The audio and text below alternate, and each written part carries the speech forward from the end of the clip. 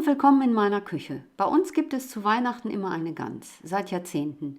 Wie man eine Gans stressfrei zubereitet, zeige ich euch jetzt. Mit der Zubereitung fange ich allerspätestens 3 Tage vor dem eigentlichen Essen an. Zunächst einmal benötigt man einen Gänsebräter. Zuerst teste ich, wie ich ihn problemlos in den Ofen schieben kann, damit ich später, wenn er viel mehr wiegt, keine Überraschung erlebe.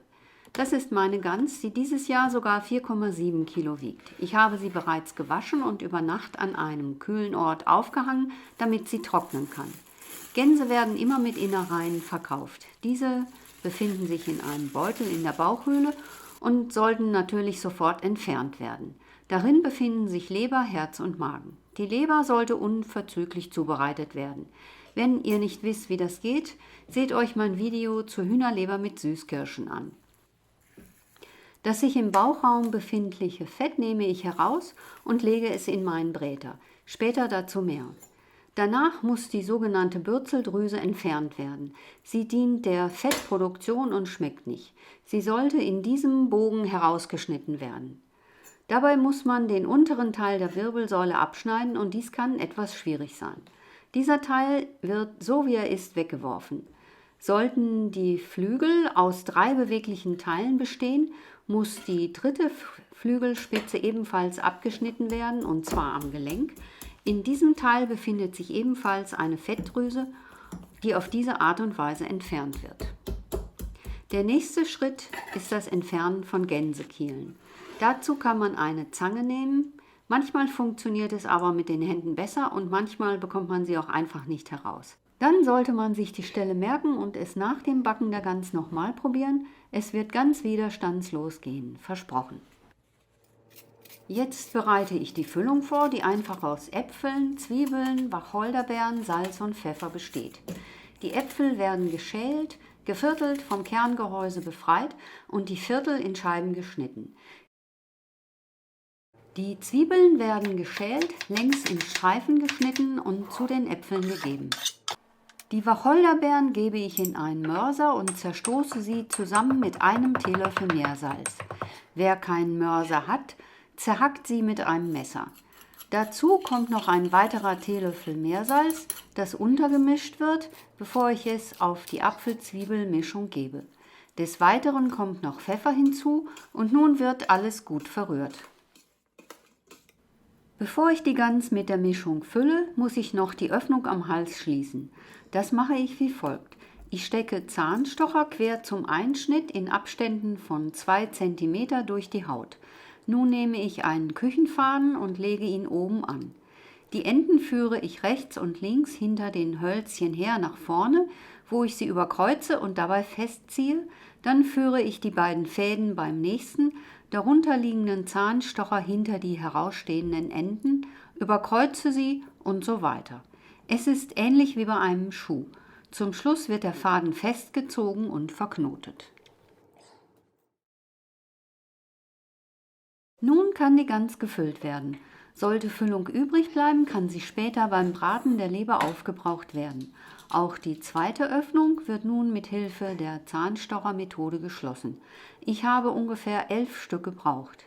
Ich habe im Laufe der Zeit schon verschiedene Arten der Zubereitung ausprobiert und bin zu dem Schluss gekommen, dass eine Gans am besten im Ganzen gebraten wird. Gute Vorbereitung ist allerdings nötig.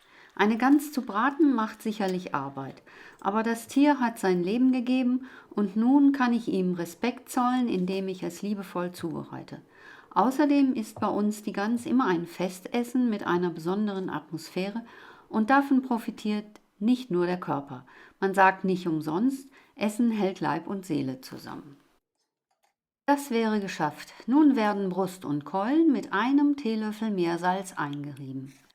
Nun zurück zum Gänsefett in meinem Bräter. Der wird ein wenig erwärmt, sodass das Fett ansatzweise zum Schmelzen kommt.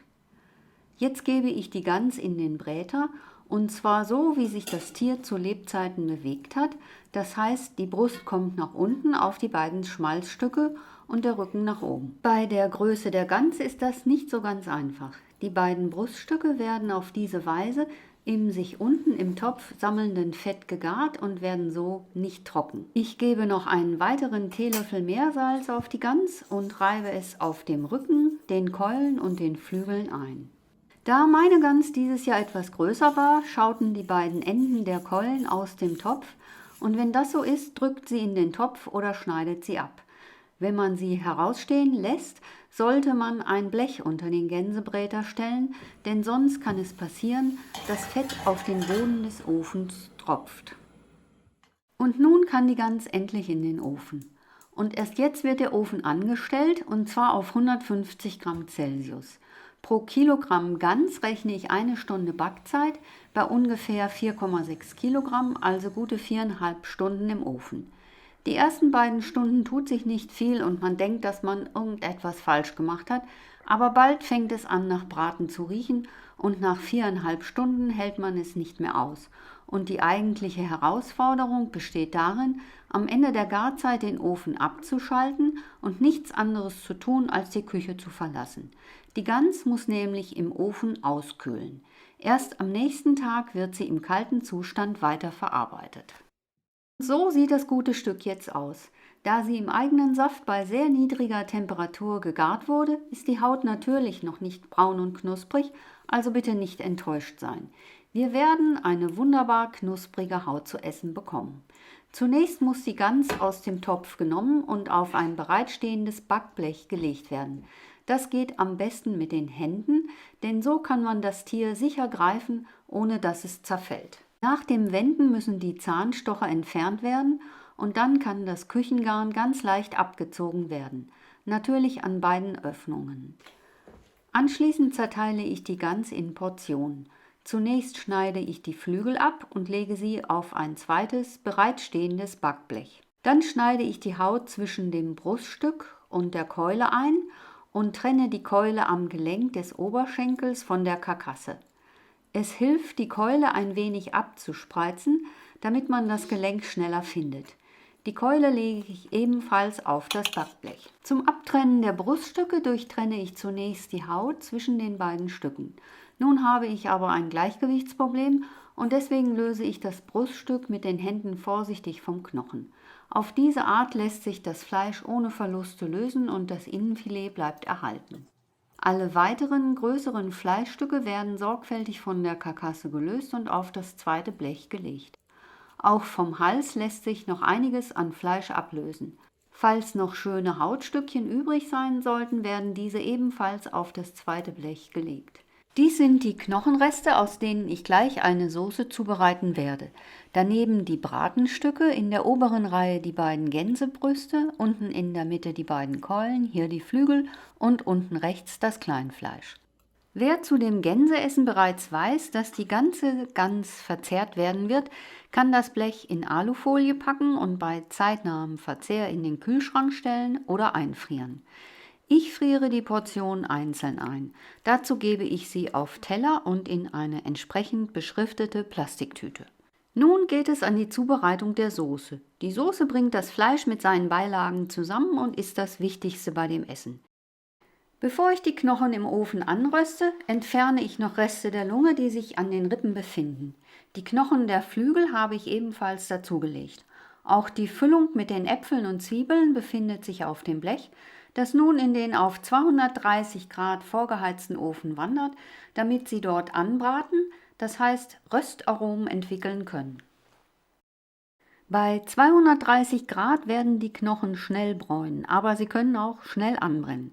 Deswegen ist hier Vorsicht geboten. Eine Kontrolle nach 10 Minuten zeigt, dass die Knochen noch nicht braun genug sind. Nach weiteren 5 Minuten waren wir aber im Geschäft und ich habe das Blech aus dem Ofen nehmen können. Die Knochen werden nun ausgekocht. Dazu gebe ich sie mitsamt der Apfelfüllung in einen Schnellkochtopf. Das Backblech wird mit etwas Wasser aufgefüllt, um die darin noch haftenden Röststoffe zu lösen, und diese Flüssigkeit wird in den Kochtopf gegeben. Anschließend fülle ich mit Wasser auf, bringe alles zum Kochen, verschließe den Deckel und lasse die Knochen 2 Stunden bei kleinstmöglicher Hitze auf Stufe 2 kochen. Gewürze, vor allem Salz, brauchen nicht hinzugegeben zu werden, die befinden sich bereits in der Apfelfüllung. Wer keinen Schnellkochtopf hat, macht das Gleiche, nur verdoppelt sich die Kochzeit und zwischendurch sollte kontrolliert werden, ob noch Wasser nachgefüllt werden muss. Falls ihr euch fragen solltet, was denn aus meinem Gänsebräter geworden ist, der sieht jetzt so aus. Oben schwimmt das Fett, das die Gans während des Bratens verloren hat, und unten hat sich ein Fond abgesetzt, der sehr gelatinös ist. Das Fett schöpfe ich in ein Gefäß ab und bewahre es im Kühlschrank auf. Man kann es sehr gut zum Anbraten und Frittieren verwenden und sollte es auf keinen Fall wegschmeißen. Wer sich nicht die Mühe machen möchte, eine aufwendige Soße aus Knochen herzustellen, kann diesen Fond mit etwas in Wasser gelöster Maisstärke andicken und wird eine wunderbare Soße erhalten. Aber man wird auf diese Art leider nicht ausreichend Soße herstellen können. Aber nicht jeder legt sehr viel Wert darauf oder hat die Zeit oder Lust, einen Jus zu kochen, was okay ist, und deswegen möchte ich auf diese Alternative hinweisen. Die Knochen haben jetzt 2 Stunden im Schnellkochtopf gekocht. Ich habe ihn so weit auskühlen lassen, dass ich ihn öffnen kann, und nun gebe ich die Flüssigkeit in ein Sieb, welches über meinem Bräter hängt, sodass die gesamte Flüssigkeit des Schnellkochtopfes zum Inhalt des Bräters gelangt. In ihr befinden sich die Röstaromen und Aromaten der Gans sowie Bestandteile der Knochen, wie zum Beispiel Gelatine. Trotz der langen Kochzeit stecken aber noch jede Menge Aromen in den Knochen, so dass der Vorgang noch 2-mal wiederholt werden muss. Nein, ich habe mich nicht versprochen. Es müssen noch 2-mal die Knochen mit Wasser aufgefüllt, zum Kochen gebracht, für jeweils 1,5 Stunden im Schnellkochtopf gekocht und die Flüssigkeit in den Bräter geschöpft werden. Man kann natürlich auf den 3. Durchgang verzichten, das geht aber auf Kosten der Soßenmenge. Dabei braucht nicht, oder besser ausgedrückt, darf nie gewürzt oder gesalzen werden. Ich erkläre gleich warum. Das ist jetzt alles, was von der Gans noch übrig ist. Hier seht ihr meinen Bräter, gut gefüllt mit Bratenfond und Kochflüssigkeit von den Knochen. Letztere war natürlich ein wenig wässrig. Eine kräftige Bratensoße erhalte ich nun, indem ich die Masse einreduzieren lasse. Das heißt, sie wird gekocht, bis so viel Wasser verdampft ist, dass ich eine kräftige, schöne braune Soßengrundlage erhalte. Früher dachte ich immer, dies müsste langsam geschehen, das ist aber nicht richtig. In Paris habe ich in einer Kochschule gelernt, dass man richtig Hitze geben sollte, damit das Wasser schnell verdampfen kann und sich auf diese Weise weniger Aromastoffe verflüchtigen können. Also lassen wir alles Wallen kochen und behalten ein Auge darauf. Nach dem Abkühlen setzt sich das Fett oben ab und wer will, kann es abschöpfen. Hier seht ihr, wie fest die Soße im kalten Zustand ist. Sie ist erheblich weniger geworden und ist im Geschmack konzentrierter, das heißt auch salziger, und deswegen darf man erst bei der Fertigstellung der Soße abschmecken. Ich habe sie kurz angewärmt, in einen Behälter zum Einfrieren gefüllt und natürlich beschriftet. Alle arbeitsintensiven Vorbereitungen sind nun getroffen und ich kann jetzt ohne Stress meine Gans fertig zubereiten und zusammen mit Rotkohl und Schupfnudeln servieren. Teller stehen in der Mikrowelle oder auf einem Wassertopf zum Aufwärmen, der Tisch ist gedeckt, ein Stöfchen steht bereit für die Sauciere und auch der Wein ist schon geöffnet.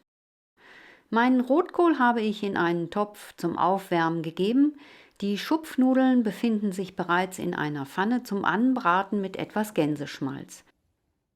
Den Soßenfond gebe ich in einen Topf. In eine Tasse gebe ich 2 Teelöffel Maisstärke zusammen mit 2 Esslöffeln Wasser und verrühre alles. Für das Essen habe ich eine Gänsekeule am Vorabend aus dem Tiefkühler genommen und über Nacht im Kühlschrank auftauen lassen. Bei meinem Backofen stelle ich schon mal den Grill an oder benutze nur die Oberhitze. Die Keule erwärme ich jetzt kurz bei geringer Hitze, denn sie braucht zunächst nur von unten Temperatur zu nehmen. Ein Esslöffel Wasser hilft, die Wärme von unten besser zu verteilen. Sobald die Pfanne heiß und das Fleisch ein klein wenig erwärmt ist, stelle ich es unter meinen Grill und lasse die Haut aufknuspern. Das gibt mir die Zeit, die Soße fertigzustellen. Zunächst bringe ich sie zum Kochen und natürlich probiere ich sie auch. Die Mais-Wassermischung muss noch einmal durchgerührt werden, denn die Stärke setzt sich schnell unten ab. Sobald die Soße sprudelnd kocht, füge ich langsam und unter ständigem Rühren die Stärke hinzu und höre damit auf, sobald die Soße die gewünschte Konsistenz hat. Jetzt schmecke ich sie endgültig ab, denn auch die Maisstärke verändert noch den Geschmack. Sie ist fertig und kann nun zur Seite gestellt werden. Zwischendurch schaue ich natürlich auch mal nach der Keule, die jetzt schon heiß und knusprig ist. Höchste Zeit, Rotkohl und Schupfnudeln aufzuwärmen bzw. anzubraten, und dann kann auch schon alles auf die Teller gegeben werden. Zunächst die Schupfnudeln oder Klöße, dann Rotkohl und zuletzt das Fleisch mit etwas Soße. Die restliche Soße gebe ich in eine Sauciere und jeder kann sich nach Geschmack noch nachnehmen. Ich hoffe, ich habe alles so ausführlich erklärt, dass ihr es jetzt in Angriff nehmt, eine Gans selber zuzubereiten. Es ist Arbeit, okay, aber wenn man sie sich einteilt, ist es zu schaffen. Rotkohl und Klöße lassen sich wunderbar vorbereiten und einfrieren, so dass man am Tag des Essens praktisch keine Arbeit mehr hat. Auch sollte man nicht der Vorstellung unterliegen, dass man die Gans am besten am Tisch tranchieren sollte. Das wird nur im Fernsehen und in Gourmet-Restaurants gemacht von Kellnern, die darin eine Ausbildung und wirklich reichlich Routine haben. Wer nur einmal im Jahr eine Gans brät, sollte sich das nicht antun. Zutaten und Mengenangaben findet ihr wie immer unten in der Beschreibung. Viel Erfolg beim Kochen und ein wunderbares Gänseessen!